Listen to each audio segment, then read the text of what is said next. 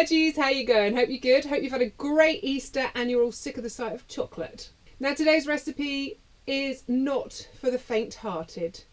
If you're even ever so slightly health conscious, then please go and find something else on YouTube to watch.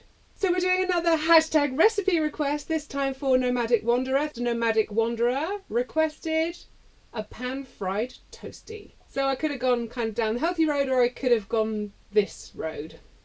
A quick disclaimer for the record, I am lactose intolerant. There is no way on God's earth I would eat this food. Just the thought of it makes my stomach clench in fear. However, I have been reliably informed that this is one seriously damn good cheese toastie. So, you know, I took the liberty of calling it the ultimate. But it's up to you guys. Nomadic Wanderer, let me know what you think. Everybody else, if you try it when you're next out camping, please let me know what you think.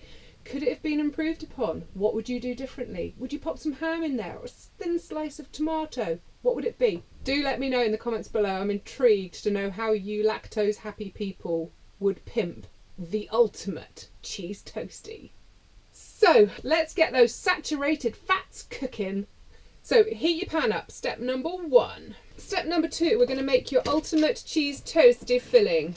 This is where it gets serious. As always, you'll find the full recipe in the description box below. So I'm going to say like 2 tablespoons, maybe 1.5 of cream cheese, full fat cream cheese. There are no half measures on this toastie.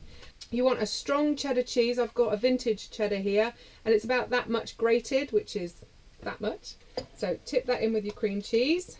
We're also going to add a tiny pinch of English mustard powder. I'm guessing 1/8 teaspoon. It might even be a little bit less than that. It's pretty strong stuff. And a dash of Worcester sauce. There. Now mash that all around. If you're making this in the summer, you're going to be left with a nice soft spreadable paste.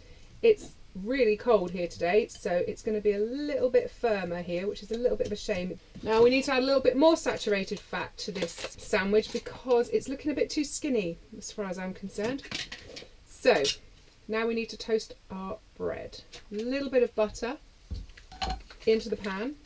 Leave the butter out, we'll be needing that again. Now annoyingly I can only fit 1 slice of bread in my pan. If I had my big cast iron griddle it would have been much easier. I could have done it all in one time. But now you could do this with a nice fancy sourdough, as long as you haven't got huge holes in the actual slice of bread, which is always a good sign of a good loaf of bread, but you know, you kind of don't want that for this. So I'm using lovely pappy sliced white bread. Perfect. Okay, when your bread is golden on that side, take it out of the pan and lay it toasted side up. A touch more butter in your pan.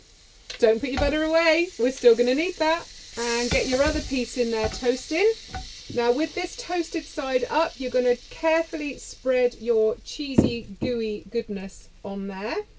Okay, when this slice of bread is nice and golden, pop that toasted side down, so onto that cheese. And yeah, you know the score by now, a bit more butter. Squizzle it round the pan. Now already that toast is starting to melt that cheese, and now we're going to melt it even more. You can turn the heat down at this point if you want, because now what you want to do is, obviously you want it to get golden underneath, but also you want it to be in the pan long enough for the heat to rise up and to melt those cheeses together. So drop the heat, kick back and relax. Oh, by heck, that looks gorgeous.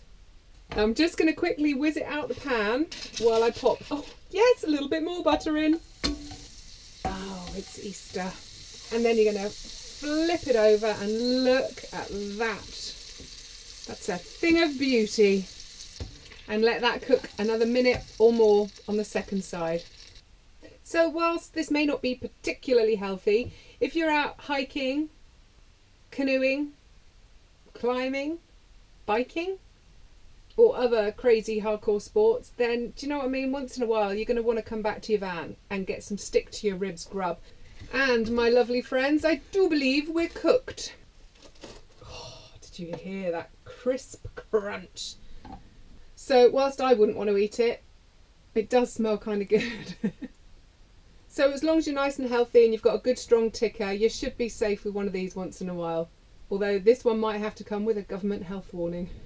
Thank you again, Nomadic Wanderer, for your recipe request. I actually really enjoyed coming up with this one. Everyone thought I was mad when I started putting cream cheese in my toastie. So as always, if you've enjoyed this recipe, my lovelies, please whack the thumbs up, subscribe to the channel, ding the little notification bell, and drop me a comment if there's any recipes you'd like me to come up with. Until next week, friends, have a brilliant week. See ya! Bye!